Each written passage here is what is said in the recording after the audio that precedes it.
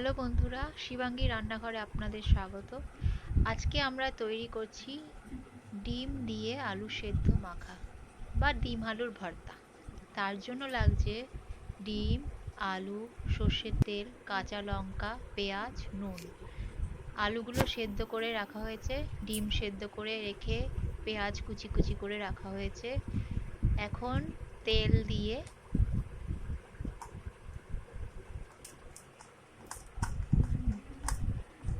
আলু, পেঁয়াজ, লঙ্কা মাখা হবে। প্রথমে আমরা পেঁয়াজের মধ্যে লঙ্কাগুলো মেখে নিচ্ছি।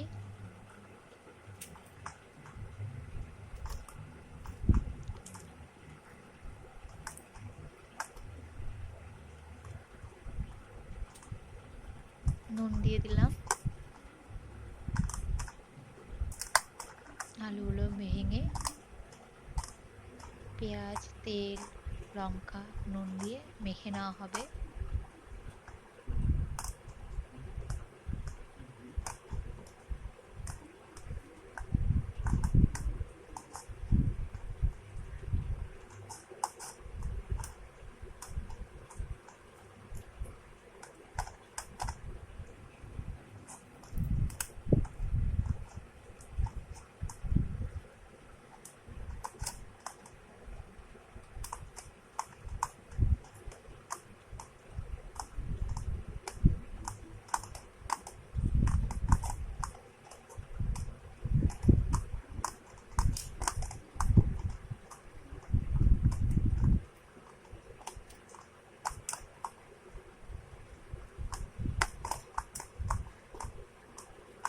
আলুটা ভালো করে মেখে নেওয়া হচ্ছে।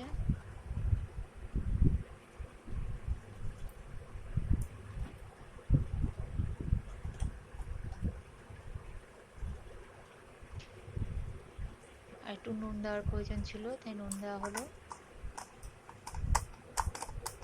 বন্ধুরা, আজকের রেসিপিটা পছন্দ হলে আমার চ্যানেলটা সাবস্ক্রাইব করবেন আর লাইক বাটন অবশ্যই ক্লিক করবেন। এবার ডিমটা ভেঙে আলুর মধ্যে দিয়ে দেওয়া হলো।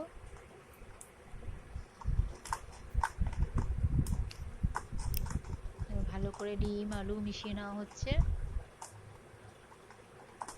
ভালো করে ডিম আলু মিশে গেলে আমাদের ডিম দিয়ে আলুর ভর্তা বা আলু সেদ্ধ রেডি।